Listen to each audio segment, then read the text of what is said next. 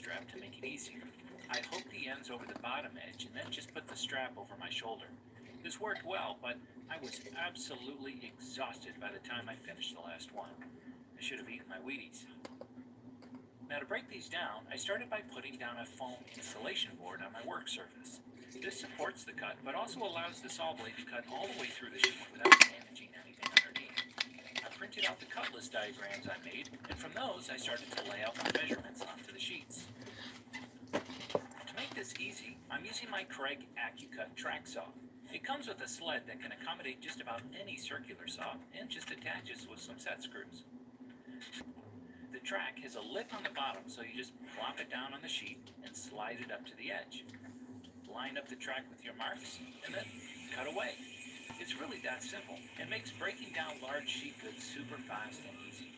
In fact, the zero clearance on the track left a real crisp edge that was just as good, if not better, than what I get on my table saw. Once I broke things down a bit using the track saw, I could switch over to using the miter saw to finish cutting some of the pieces, and then use the table saw to rip down the rest.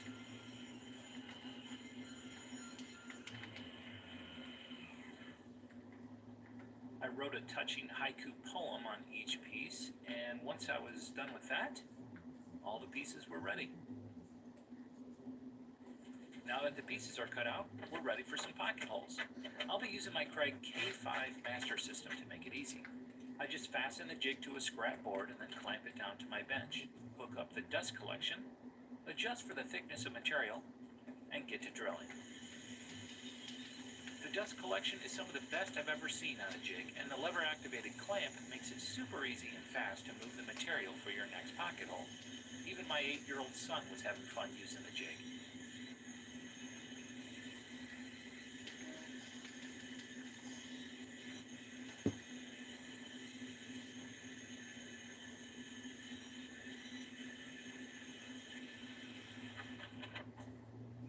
The first thing I start to assemble are the dresser drawer sides.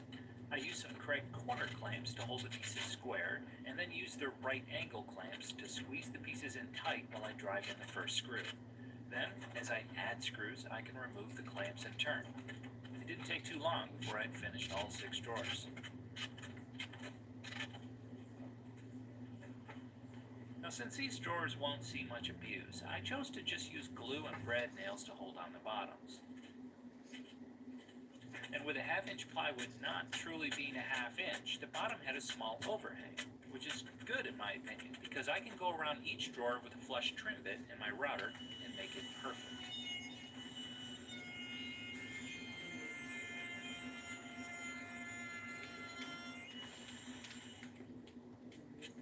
Now this is the first of what will be many glue-ups in the project. I'm pretty sure I single-handedly kept Titebond in business for another year with the amount of glue I use. This lamination is going to be one of the inner walls of the dresser.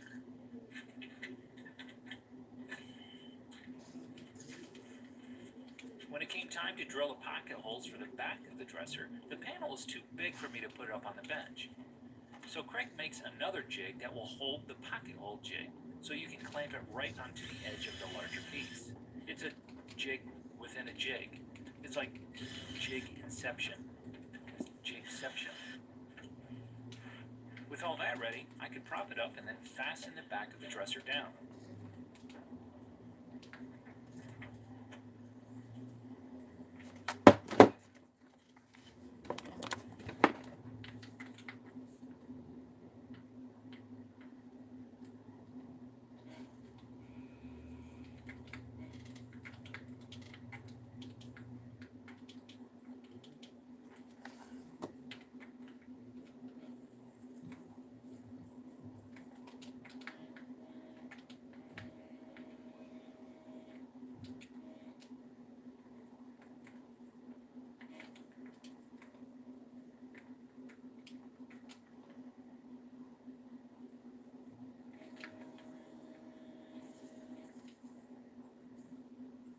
Why is it lagging all of a sudden? Like, I don't understand.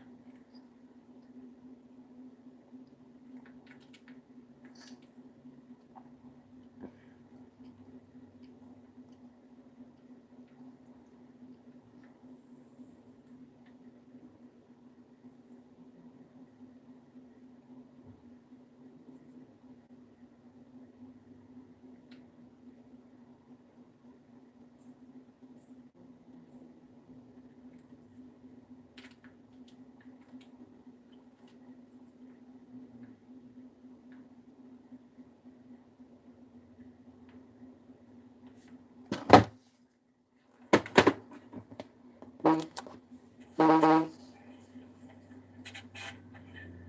then again with the first side.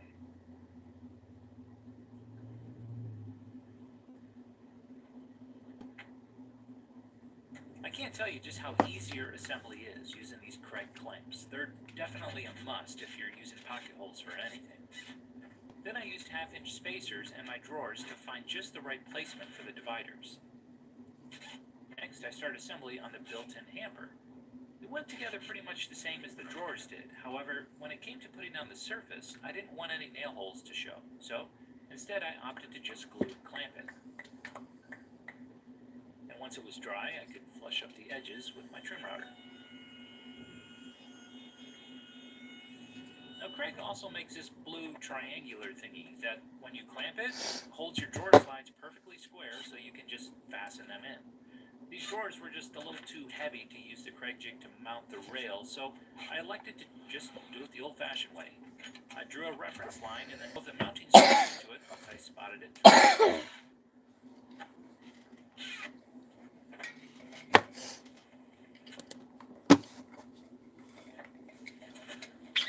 Each of these 3 boxes that make up the bookcase were glued and screwed together. Now, a couple of the pocket holes were visible on the inside, so I used Craig's maple plugs to fill the holes, and then I sanded it flush. After finish, it'll be as if the hole was never there. Flushed up all the edges, and then the boxes were done. To mount them on the bottom, I traced each box location, and then drilled a pilot hole through the top, flipped the piece, countersunk all the holes, and then I could glue and screw in the boxes from the underside. Next step was adding shelves. I'd slide in each shelf, get it to exactly where I wanted, and then trace the edges. I'd drill through and countersink from the other side, but once I added glue to the shelf, my inner percussionist came in. Allow me to play you the song of my people.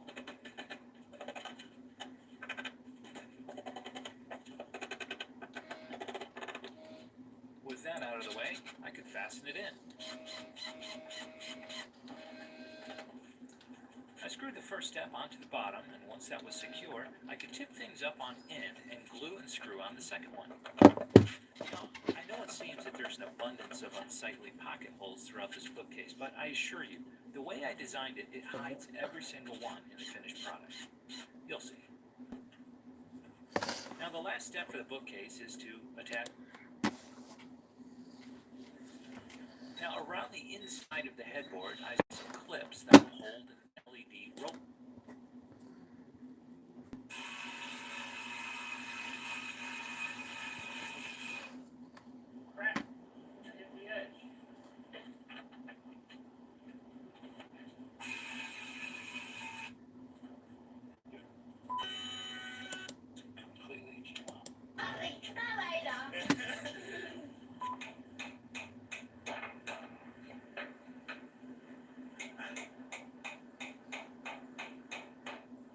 you doing?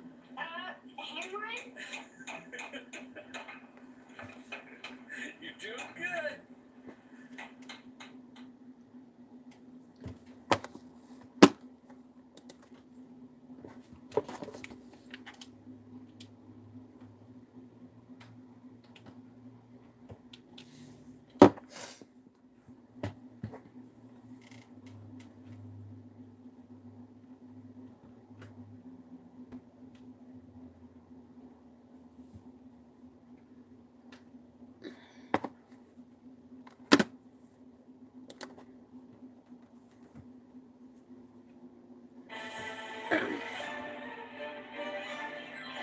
Battery power made by Steel.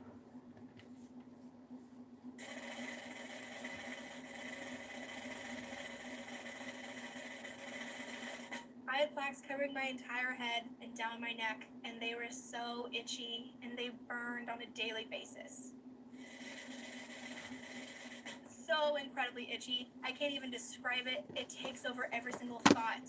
Just taking your fingernails and going to town and scratching every single plaque off of your head. But it just makes it worse. So instead of scratching, I would do like a little pat pat.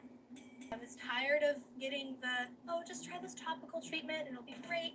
I wanted something that would work, and I wanted it to work now because my psoriasis had taken over. Please prescribe me something that will actually give me some relief, please.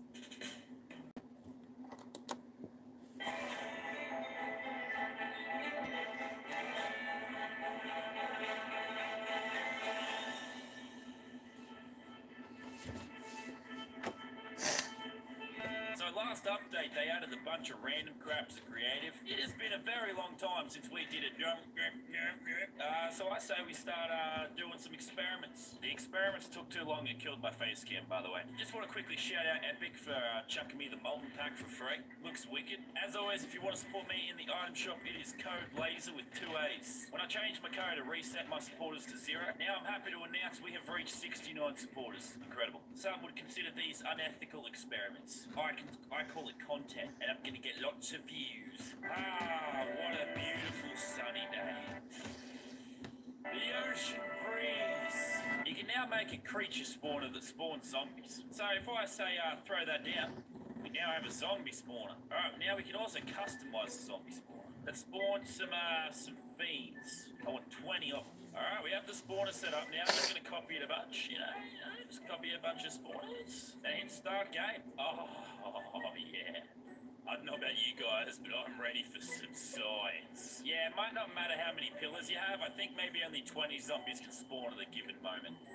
Come on, boys, follow me. I'm a tasty treat. Whee! Yeah, so you can spawn your own zombie horde. Pretty sick. Now, surely there's some sort of science we can do with these bad boys. As you can see, the zombies have, they're slightly big and tight. Alright, that's terrifying. Also in the latest update, the sword is now in creative. Let's grab this thing. Oh, what's up, boys? What's up? What's up? Oh, I'm gonna die. I did not plan to die. No, I did not plan to die. I have the power. Yay! Oh, come at me, lads. Oh, I'm gonna enjoy this. Oh, yes. Oh, keep coming. Yeah, so they basically just never stop coming. So if you're a mad scientist and you feel like chopping up zombies with a sword, you can do it to your heart's content. Oh, there's a lot of zombies. You ready? Yeet! Yeet! Look at the zombies bounce, boys. Look at them bounce. We're making the zombies bouncy. Scientific test number 69. The zombies can bounce. You would think this was a massacre, but really it's just science, yeah? Alright, these guys are basically gonna never stop coming, so we need to come up with a different plan. Let me introduce you to traps. Alright, set one up here, set them up along the ground. Yes, lovely. Alright, trap tunnel complete. Come get me, zombies! This is like a scissors death run for zombies. How high can we get that counter to go? You know you want me, zombies, come get me. We're gonna build some additional traps, no big deal. Alright, now we stand here, and the zombies should all come and die to us.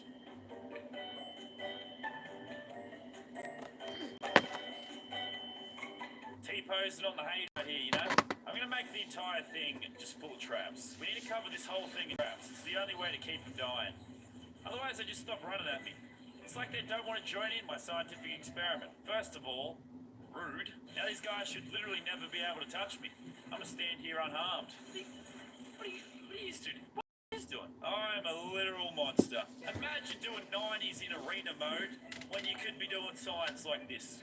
You know, this is why you should be listening in science class, kids. Oh, you think you're bashing me, mate? You think, yeah, get caught. He thought he had me for a second, but he forgot I'm a scientist. Okay, I really want to see how high that counter can go, but I'm going to need a full 4 hours, so we'll do that at the end. All right, next experiment, because I'm not done being an awful villain. Yeah, build our boys a bouncy castle. Oh, you think they're having fun? Is it really an evil experiment if they look like they're having tons of fun?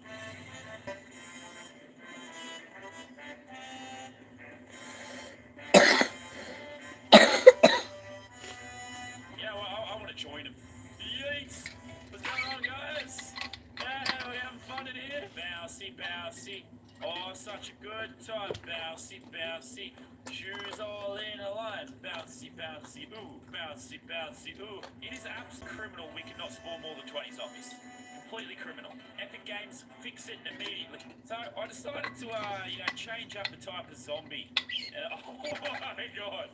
Bro, they look like golden eggs. They look like just giant golden eggs just bouncing around. Yeah, so these are the mega zombies. Oh, you guys look like you're having fun. Imagine being the god of all zombies and this is what you're reduced to. Oh yeah. Yeah, you're not so tough now, are you, zombies? Every now and then one of them just pops up to say g'day. Yeah, there he goes. G'day to you too, zombie. Hope you're having fun. Enjoy the theme. There he is again. Alright, you guys need to sign an NDA before you come in here, alright? This is some nasty science going down, let me tell you. This is literally it. This is it's like a fat kid on a bouncy pad. Yeah, it's a fat kid on a bouncy pad. That's literally... I've been staring at this for the last 25 minutes. Honestly, I'm not gonna lie, it's a lot more fun than playing Fortnite is right now. Honestly, they got rid of the 50 health on kill, and I just haven't been back to Fortnite. I'm just staying here, staying in my own little bubble until they fix that shit. All right, I've got some more tools to spice up the torture. I mean, experiments. Coming in.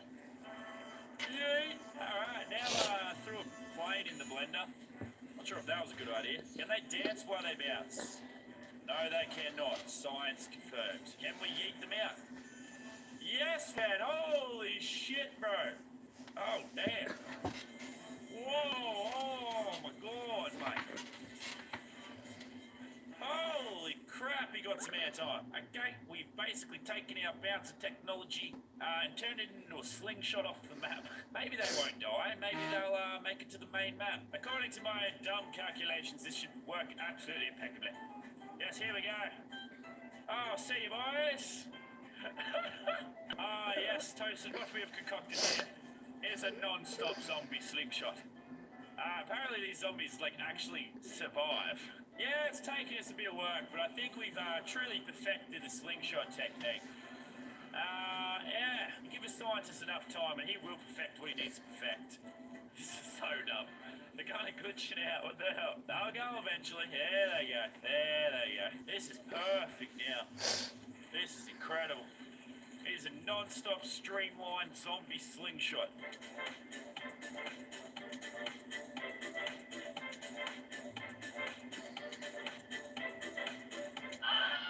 I've literally placed a spawner inside the volcano just to see what will happen. Wait, it's not working? Oh, what? They don't die? How can zombies survive lava? My calculations are correct. This should be the most vicious zombie killer machine ever invented. Oh, yes, it is. Oh, this is... Oh, yes. Oh, yes. It should just be a non-stop stream of zombies falling in a volcano. I'm not sure what the zombies did to deserve this.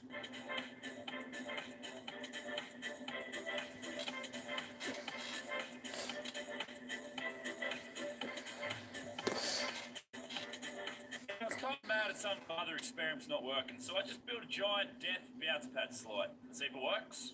Yep. Oh yes. They just look so damn stupid when they bounce. As you can see, I've got my viewing chair over there, just for good angle.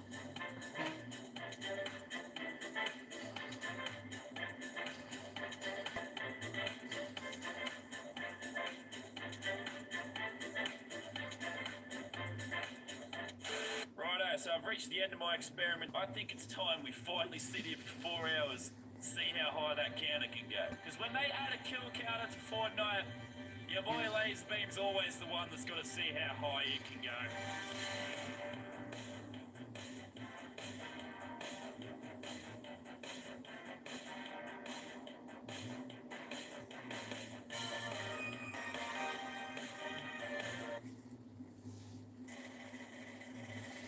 Got to find a corner of my house and kind of, do the dog rub.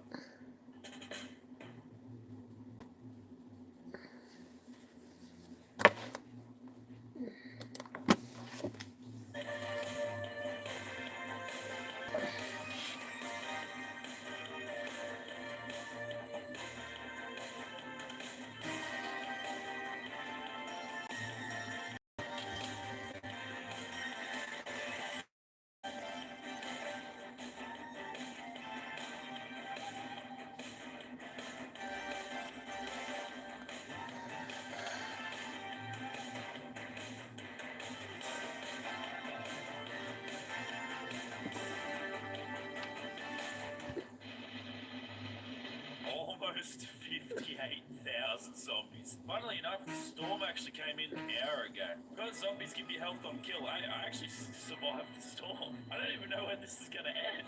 But after 5 hours, it got to 58,000 zombie kills. The guys on The Walking Dead make look so hard. This is easy. Well, it was definitely a stupid random video, but I sure hope you enjoyed this episode of Dumb Shit Science, alright? If you love a good bit of science, chuck in code laser in the item shop. And as always, yay!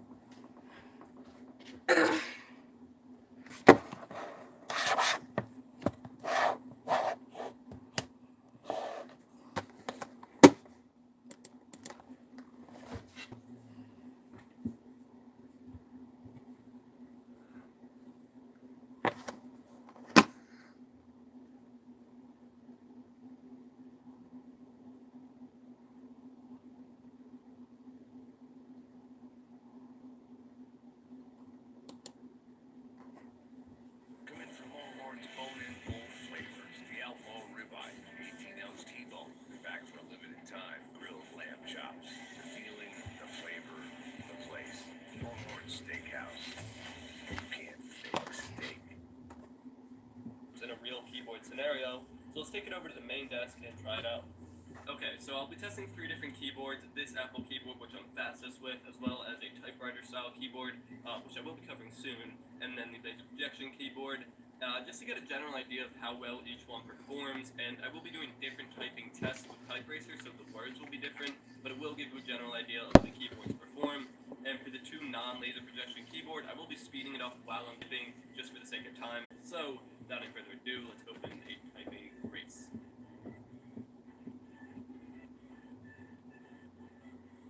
Alright, so 96 words per minute is about correct with my speed. If I'm like practiced and warmed up, I can get around a little bit above 100. That's okay for testing scenarios. 96 for the best case scenario with this keyboard. Let's move on to the typewriter. Alright, so now with the typewriter keyboard, this is a mechanical typewriter keyboard and it's wireless, and I'll be covering it soon. It's a really cool keyboard, and this is just to give another perspective. This isn't the easiest thing to type on, so I'm actually interested to see if I'll be able to type faster on this or the laser keyboard. So once again, let's enter a typing race.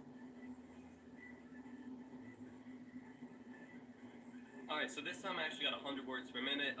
That is kind of because I'm really used to this keyboard right now. If I use this keyboard or the Apple keyboard, I would generally be faster on the Apple keyboard. These are using Cherry MX Blues. If I pull a keycap off, it's just a really cool keyboard design. So 100 words per minute for the typewriter, and let's see how fast I can type with the laser projection keyboard and see if it's actually a viable alternative. And I mean, if I could even go like 70 words per minute with it, that would be impressive and kind of good enough to use on the go with an iPad or something like that to take notes. Alright, so we are connected now. It was really easy to pair and load up in the Bluetooth settings on my Windows computer because I have a Bluetooth adapter. And I just real quick tested how fast I could type in the search bar, and it does seem like you type too fast. It can't register the individual key presses, so you have to be kind of exact with your typing. And if you're exact, you can still kind of get it done. Oh, doing all sorts of things. So I guess I'm on mouse mode right now. So you do have to be careful. I'm gonna get this reset. Testing out mouse mode with this. It does. The mouse mode works. I mean, it's not very responsive. It's a little delayed. It does work, which is pretty cool. And then you can just click on something. So pretty cool. I mean, not the most practical thing in the world. Definitely pretty cool. So let's enter a typing race. Alright, turn off keyboard mode. I have the volume on the lowest setting, but you can still hear it, just so you can see, so you can hear every time it registers a key press. And I am gonna have to look down during this, okay? Oh, caps lock is on. Oh no.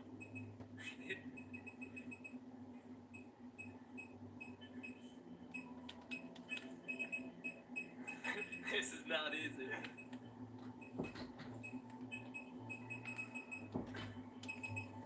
Okay, this is much more difficult than I thought it would be.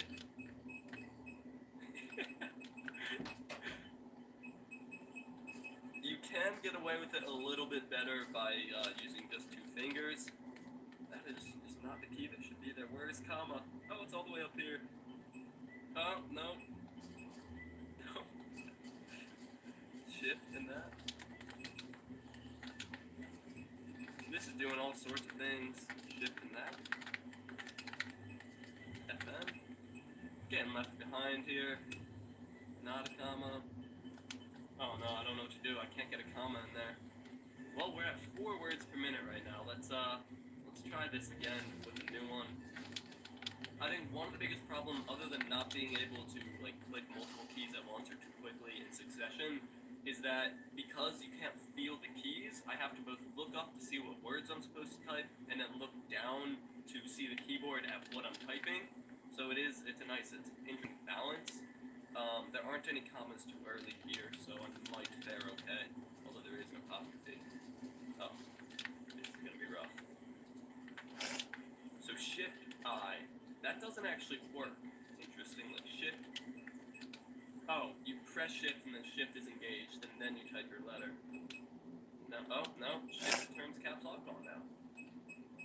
No.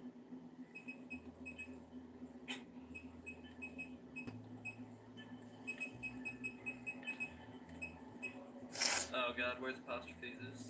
Nope. Yeah, there we go. We've more than doubled our words per minute with the laser one this round, though, so that's progress.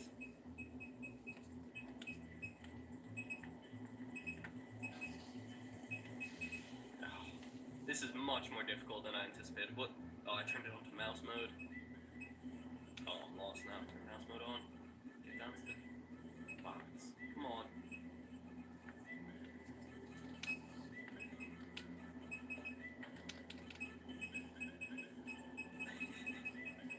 No.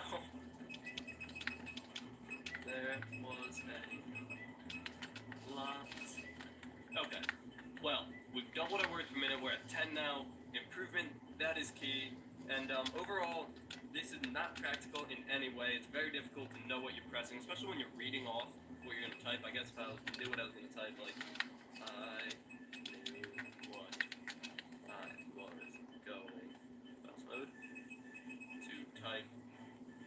Okay, so not easy to type on, not very practical. Definitely cool, like a cool gadget to show your friends or something, and fun to use. Not practical whatsoever. Still, though, you can win one if this gets to 1,000 likes. I will give one away.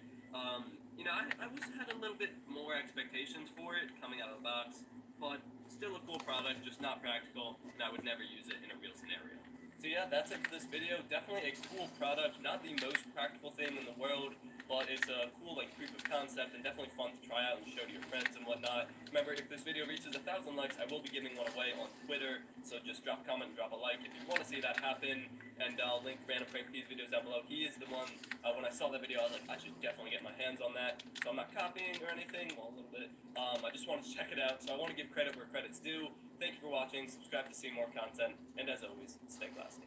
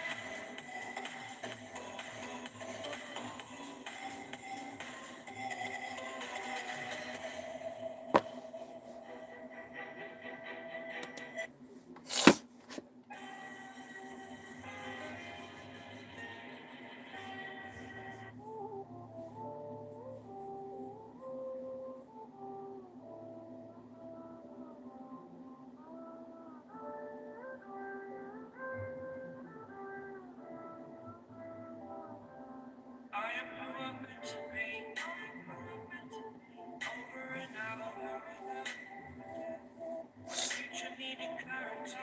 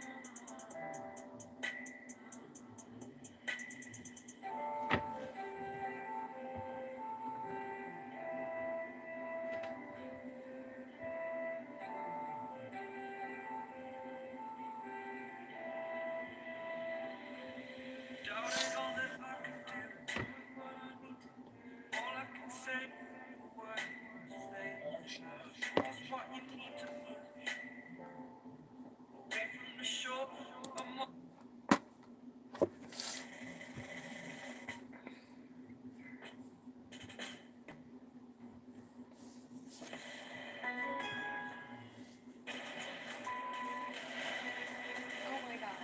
Are you kidding me? Welcome.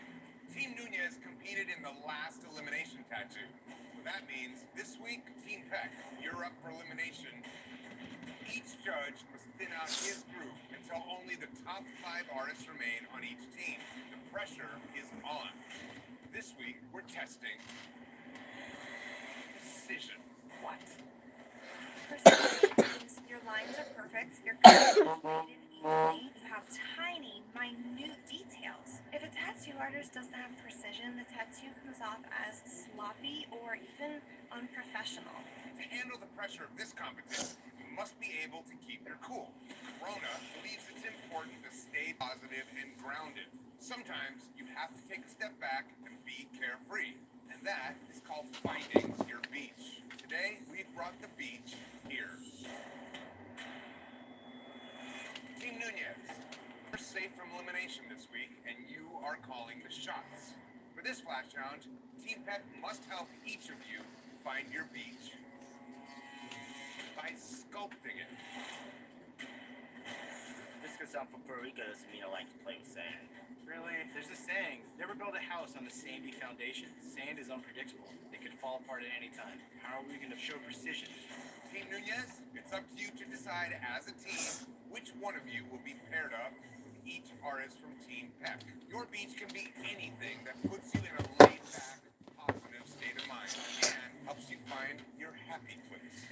Kelly, you won the last elimination tattoo. Because there are more artists on Team Peck than Team Nunez, 2 artists will sculpt your beach. Take a moment to talk as a team and decide who is going to be paired up. I'm gonna have a hard time with this thing. Do we want to rob someone an easy ball? No.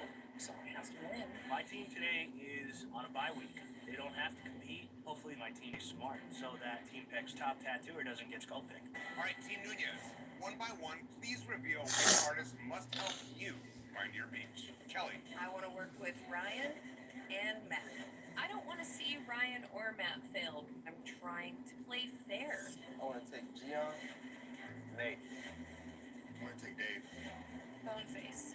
The last flash challenge, Boneface didn't do. Hey, Boneface, we do need somebody to keep time. I worked. Now it's your turn. I'm going to work with Gary. I'm going to take Mike. I'm gonna work with Gia. Last week, she gave me the worst canvas, but now it's personal. He had to shoot for me first. Doug Tito's shooting back right now. The winner of the Flash Challenge will have the power to assign all human canvases in the elimination tattoo. You have 5 hours to help Team Nunez find their beach. Your time begins now. It's my team's turn to be up for elimination. How do you want this to go? The twist of this challenge is that the opposing team is going to dictate to my team what it is they have to sculpt. Holding the Corona. Your competitor giving you a challenge, chances are they're going to make it tricky. I love Gothic architecture. I want 2 palm trees and a hammock. My beach is a concert setting watching live music. More than one, like, person playing an instrument. I mean, it's precision, so yeah. Nikki is playing the game. There's no way you can build a person this same, let alone a person playing a music instrument. Section of my beach. So I was thinking doing a longboard slope, cowboy boots, and a rattlesnake. Really? That's a lot of things. You think so?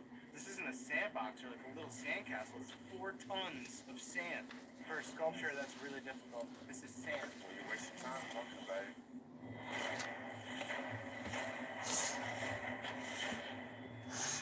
I really want this sculpt deck because there's a lot of really great artists on my team, and I want to be able to take someone out.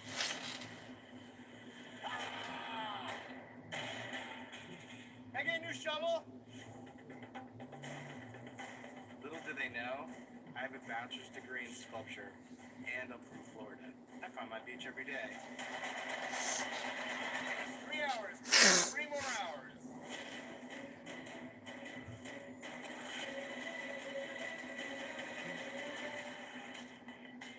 Oh my god, it's so good. If I have time, I'll cover the cauldron. You should carve out a little dome grave. Okay.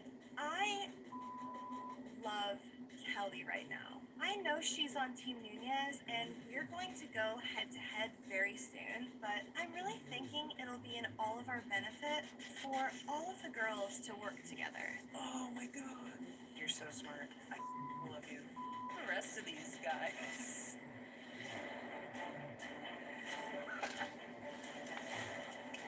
My whole sculpture is literally falling apart. I don't even think that I can create a palm tree at this point. Damn you, Tito! There is nothing left. This is incredibly upsetting. 5, 4, 3, 2, 1. That is it. No more sculpting. Palm trees and hammocks. Team Nunez, they didn't win the first challenge, and so they're just gonna be about it and try to give us a really, really rough ride. They're being super. All right, guys, let's get into these critiques. Mike, John asked you to find his beach. What was the beach? A beautiful woman with toes in the water and a bear in the sand. It's hard to tell if it's supposed to be a mermaid or not. Her legs just kind of disappeared. Her breasts are basically laying on top of her belly button. What I will say is the way that you got the carved out cheekbone and the eye, that's the shining moment. It is recognizable. Nikki, you had Boneface find your beach. What exactly is your beach? At a show, live music, concerts. I was gonna do a scene with 2 guys playing instruments. Sam said no, so we got a guy playing bongos now. When I walk up and look at this, I could not come up with any idea of what's going on here. As far as precision goes, not too much in there. Boneface's sculpture is a joke. I just want to see him in the bottom and out of here. Servan, what did you ask Gian to do? The beach with my dog. The whole idea of a mermaid coming up trying to take the beer. The waves in the front are the only solid, legible piece. The mermaid looks more like a weird sea crab. The head of the dog that I was making fell on my face. Looks like she's crawling to her death. Okay, Eric, what did you ask Gary to do here? Gothic architecture. It's a really cool idea, and it's a great use of the natural shape of the block you got. This is the one that has symmetry to it. Every side has the same depth. I think it's a strong take.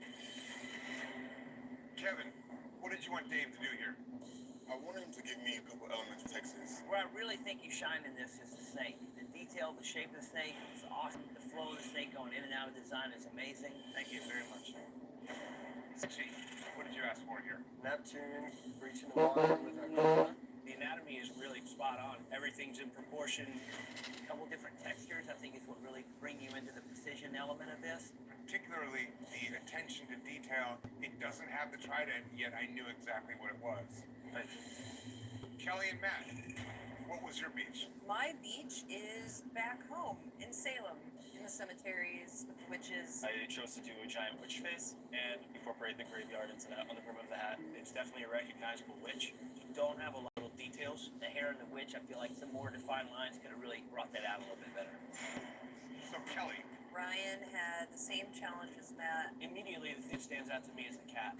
The head, the face, everything really came together. Getting different clay color gives you an element that nobody else in the room has. That really helps you stand out. Gia, well, in order to find my beach back home, I need a 2 palm tree and a hammer. The whole left side collapse. This was done in the last hour. From across the room, it just looks like nothing. It's probably one of the weakest in the room. I didn't give up. I at least made it to the end. I did the best that I could. This is not my beach. We need to play the game, and we don't care who's leaving the other team. It's part of the plan. Hey, YouTube. It's Chris Nunez. Don't forget to subscribe to Spike's channel.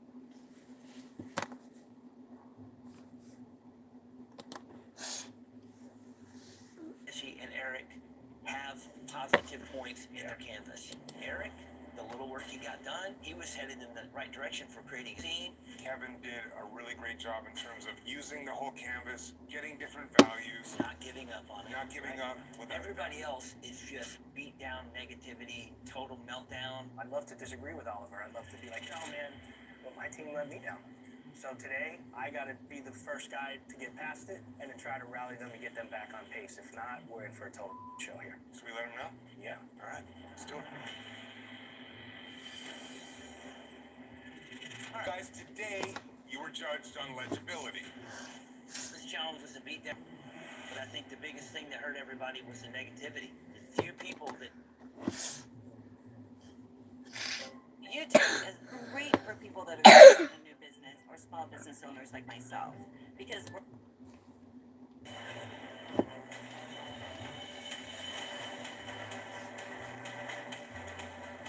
Seems like it needs more crap like the nose, how the nose looks. Yeah, I'm going to do it. I'm going to do it right here. I'm not going to the bottom again. I need to win the splash challenge so I can get a little bit of control in what happens. I was thinking maybe we should just tip off and do like some racing stripes over the top to the back. I would go from the sides. Forget about the roof. I have great ideas, but they just won't listen to me. Maybe there should be a color. No, like line it. Maybe there should be a On color. the inside? Like you see how this thick line? I'll thick line the inside with yellow. This is your final hour. Why do we go so hard with the freaking colors? I feel like they're doing detail in like black. Ours is way cooler. Yeah, it's not done. It won't get done. Sketchy has pulled me out of bad moments time after time trying to get my head in the game. How is he not taking his own advice? Get your act together. 5, 4, 3, 2, 1. That's it. Time is up. Sharpie's. He's my favorite. What is Team Nunez doing? Bees make honey. Bees are sweet. That's not a powerful animal. We'll live with it. All right, guys, time to critique your work. Today you had to show detail by accentuating the power of the Dodge Charger. Team Peck, you're up first. Lots of really great detail. The iconic ram, the chains breaking away. Each one of those links is the same size. We were also down one person from the Nunez team, so we went putting as much detail as we possibly can in with line work. You paid attention to the main keywords today were detail and power of the car. You also hit flow, the way this is designed to fit on the car, nose to the goat, and the eyes in the recesses of the shape of the hood, the horns going around the wheels is awesome. What I don't like about this is that yellow and the fire. Terrible idea to put that yellow there. It looks like if that fire was red to match that stripe, it would look awesome. It's the only place on the car where it looks like you sketched with a Sharpie. That kills it. Team Nunez. I'm surprised out of 5 artists that y'all all agreed on cute cartoon bees to show the power of a muscle car. You definitely have detail in the cartoon bees, but you have a huge white car and some thin black lines that when you look up close, you see a lot of inconsistencies. It's not stacking up. It really looks like you put a lot of time and effort into bees on the hood. The problem is that the strength doesn't follow through so that you actually get some play out of the shapes of the car. Looking at our car now, these bees might be too stupid. Hindsight. All Alright guys, today we're testing detail showing the power of Dodge Charger. One man down, your team seemed to really do well today. Short of man, they still all seem to really work well together. They took the detail challenge and really ran with it. It had the same hand style throughout. The thick ones, the thin lines, the detail lines. It's a very strong, powerful image that is relatable to the brand. I feel like my team came off a little flat. I think they just took a bad approach. The actual detail in the bees and the cartoony style they had is awesome. For me, it was a great content theory. They just don't create any movement with the car. Yeah, alright. Today was Team Peck versus Team Nunez, and you had to create a detailed design inspired by the power of the Dodge Charger.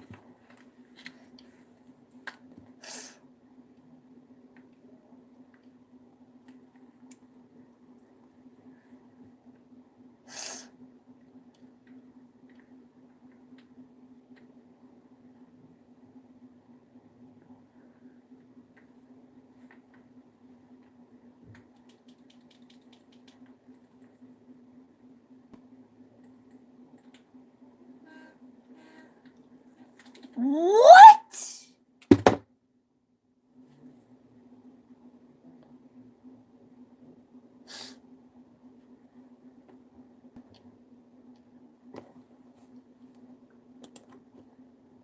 Lucky shot.